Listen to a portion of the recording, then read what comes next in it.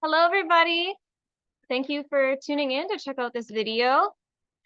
Today's class is going to be session 2, working with data. So the basics of working with data in R, including packages, getting help when you need it, data import, and data selecting.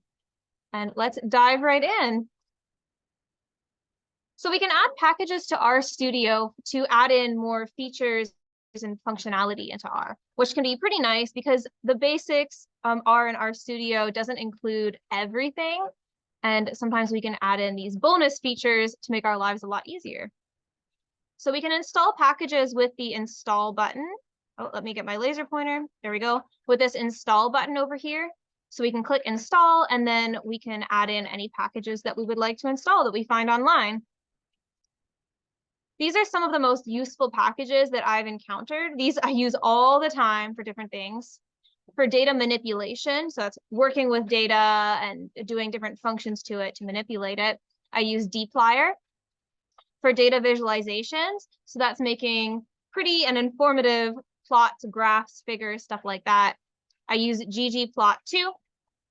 For tidying my data, so fixing up any issues that I have with the data set itself, I use tidyr. Working with dates and times, lubridate comes in handy for sure. And for better text manipulation, stringer is handy. So if you're going to get kind of a base set of packages in your R set, then I would definitely include these ones. And as practice, why don't you go ahead and install them just to see how that process looks, and then get them in, because we will be using all of these at different points throughout these series. So give that a go. Once your packages are installed, they need to be loaded into that particular R script with library. So if you need the package, you must call upon it with library, every single script. So every script you need that package in, you must be called with library or it won't work. I know I just said that 3 times, but it's really important. And a lot of people forget to do this and then get confused why the functions from dplyr are not working. Well, that's because you didn't load in dplyr. So every single script you need a particular package, you must load it in. So give that a try by loading in dplyr and just making sure it works.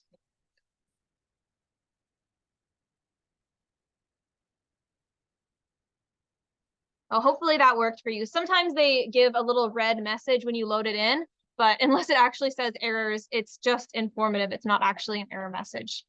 So again, please remember, every script you need that package in, it must be called or it won't work. Installing is like stocking your bookshelf with a certain book, and loading it is actually grabbing the book off the shelf and using it. Here's how I would load in packages to my script at the top after my title. So remember, we like to keep our scripts nice and tidy and clean so that if a complete stranger opened it up and wanted to use it for their project, they would be able to see what's going on. So as usual, my title, my name, the date, part 1, packages. And here I'm loading in my packages and just giving a little description of why I'm loading it in, what it's being used for. So anyone else looking at the script would understand the packages that are needed to run the code. Okay, moving on, getting help in R. So if you're ever confused about a package or a function and want some guidelines on how to use them, try the help function. It's come in handy for me so many times.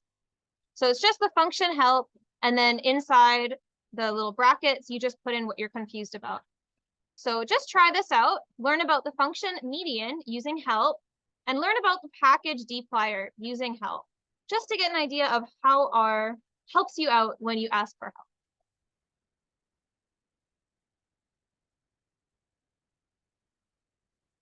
There are also lots of great resources online that I encourage you to use. There's nothing wrong with Googling things and asking for help when you need it. A lot of packages have cheat sheets associated with them online that are so helpful. Like dplyr has a great one, ggplot has a great one. So if you're ever confused, don't just struggle and swim away in the water. Go and ask for help. Okay, so last week we were talking about objects and vectors, which are 2 ways to store values in R. Another really important way to store values in R is through a data frame. We can make our own data frame in R, or we can import data from a file. And let's try doing that. So the standard in science is that tabular data is stored in comma-separated value, or CSV files. This is because this type of formatting is consistent across many programs, from Excel to R to LibreOffice and many more. Normal Excel files may be incompatible with other programs, and some data repositories will not publish tabular data in any format except CSV. So while you technically can load data in Excel into R, I really encourage you to try only loading in CSV files just to get in the habit of it, because it will help you down the road, as it is the standard in science and highly shareable across many platforms, highly publishable. So that's what we're going to try. In the reference materials in the description of the video, there should be a link to a folder where you can download the reference data for today. So I encourage you to do that. Go in and save it to your computer. And then I want you to pop in and save the names data, which is the data that I shared, as a CSV. Because right now it's an Excel workbook, and I want you to just practice going in and changing an Excel into a .csv file.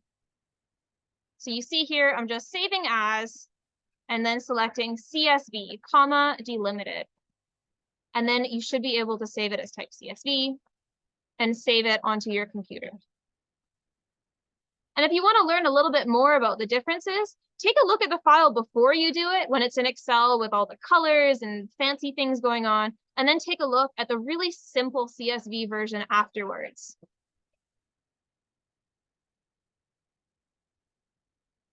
Okay, so now we're ready to load in our data. And before we do that, we need to tell R where to find the file.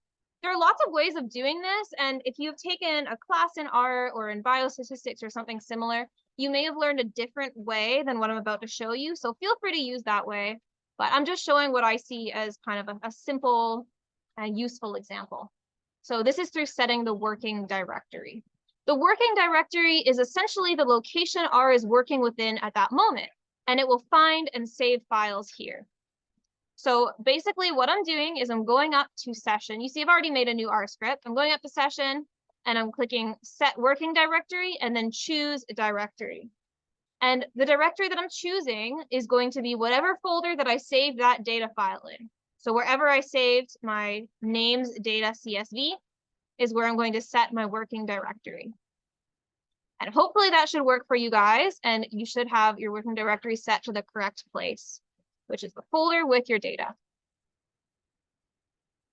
Once we have the working directory set correctly, we can really easily load in our CSV files with the function read.csv. So let's go over this. First, we have our assigned name. I'm calling it my data. So it's going to go into the global environment.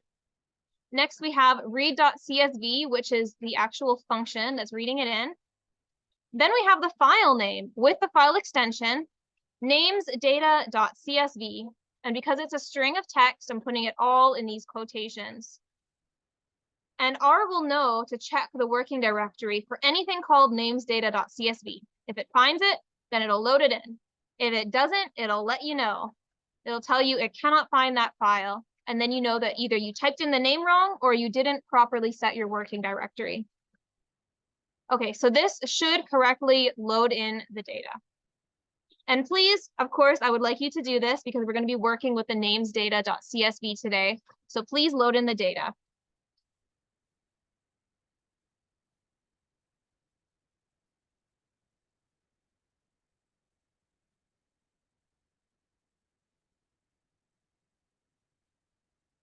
Okay, so we should see at this point that our data has popped up in the global environment, which is very nice. We can see that there are 38 observations or rows of data organized within 3 variables or columns. And just to get a bit more information, you can try clicking the little blue arrow beside your data name, and you should see a little pop down that shows you each of those 3 variables: names, ages, and gender, which is information in my data. It also tells us the class of each variable. For example, R has automatically classed names as a character and ages as an integer. Good job, R. That's great. Now try clicking on the name of the data, just like the actual text here. It should open up a whole new tab in your RStudio window. This allows you to view your data, filter it, sort it, search it, and more.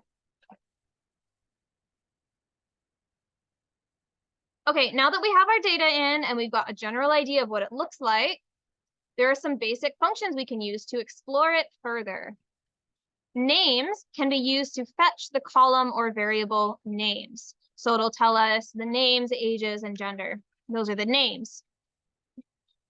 And then we have this here, head. And head is very useful as it prints the first any number of observations you want.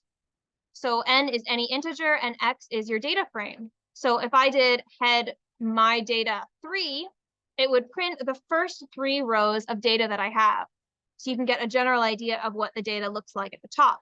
And tail does the same at the bottom. If I put in my data 3, like this, tail my data 3, then it would print the last 3 rows of my data. Okay, so just to practice this, I would like you to please get R to print the column names for your data, and using function nesting, then print only the first column name. So there's a little practice for you. Task 1, just get R to print the column names for your data, which is this, names X. And then 2, using function nesting, which we learned about last time, print only the first column name. So think about that for a moment and then go at it.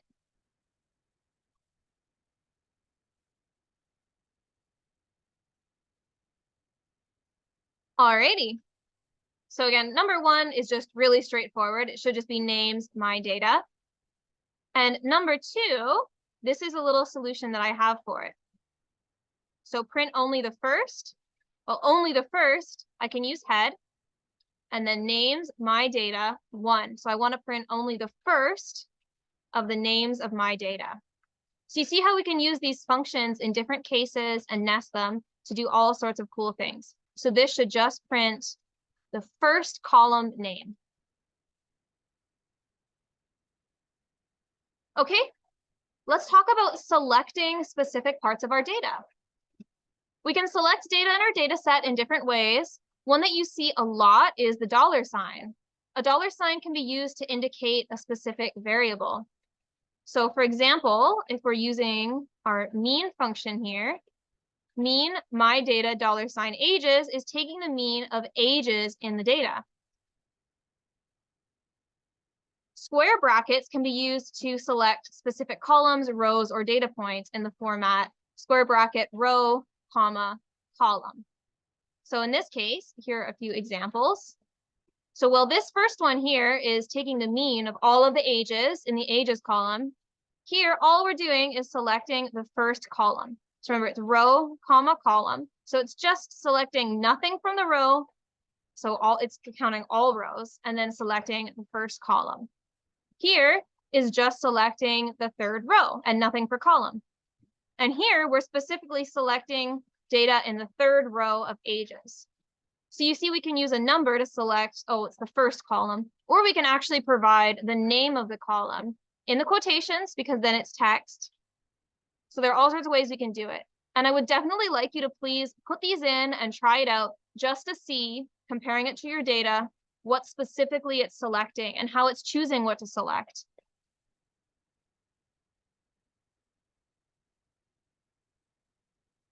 And hopefully that's pretty straightforward to you. But you may be wondering at this point, what if I want to select a specific range of rows or a specific range of columns instead of just saying the third row?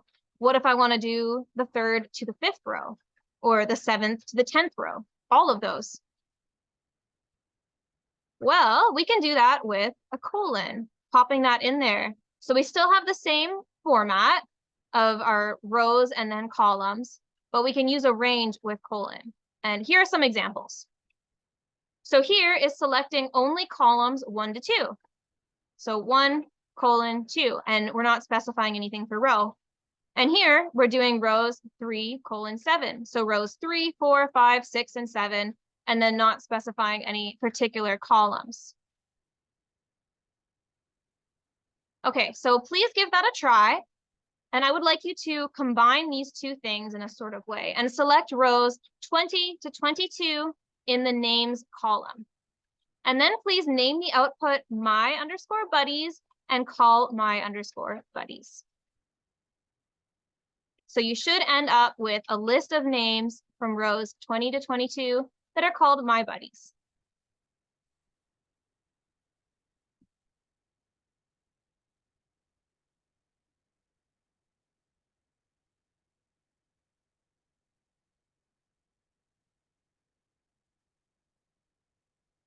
And your results should look something like this in your code. So here I'm specifying my rows are 20 to 22, and the column is names. And of course, you could do a number here instead of using the quotation names. So you could say the column number. There are two ways of doing it. And then I'm calling it here. So I'm seeing who are my buddies. And actually what we're doing is we're creating a vector here. We made a list, just like we did in the last video. But this way we're doing it in a little bit of a different sense. So you can see how it could be useful to go in and pick out and choose specific rows or columns of data and then assign it as a value that goes into our global environment. And now we can call upon My Buddies anytime that we want. Okay, let's take it one step further.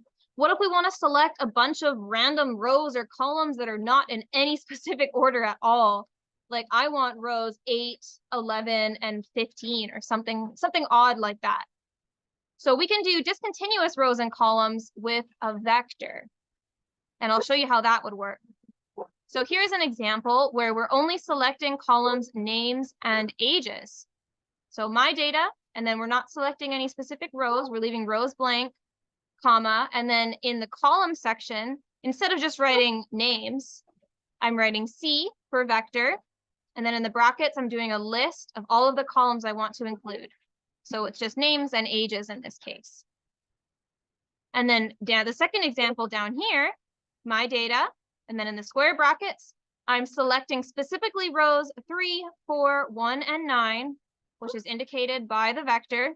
And then I'm not selecting any specific columns.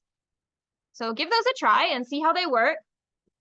And of course, compare it to the actual data to make sure it's giving the expected results. You always want to double check things just to make sure that you're not confused or misinterpreting something. So take a look in the data and make sure it actually is selecting the appropriate rows.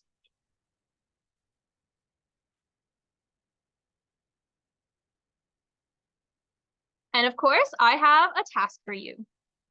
Please, using function nesting, I would like you to take the mean of ages from row 3, 5, and 19. And remember, we can take mean with the function mean x, where x is any vector or list. So this one, we're kind of pulling together a few different ideas across last week and this week. So give that a go and see what happens. We will go over the solution together in the next slide.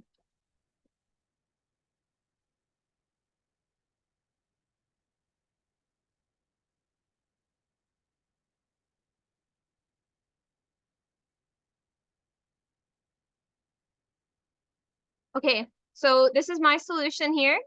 So I'm selecting rows 3, 5, 19 in the column ages specifically. So that is the section that I'm selecting.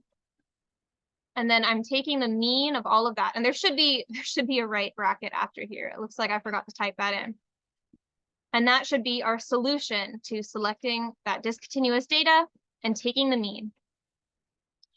And that is all I have for you guys today. So I hope that that was useful. And as always, reach out if you have any questions. And that is the basics of working with data in R. All right, thank you.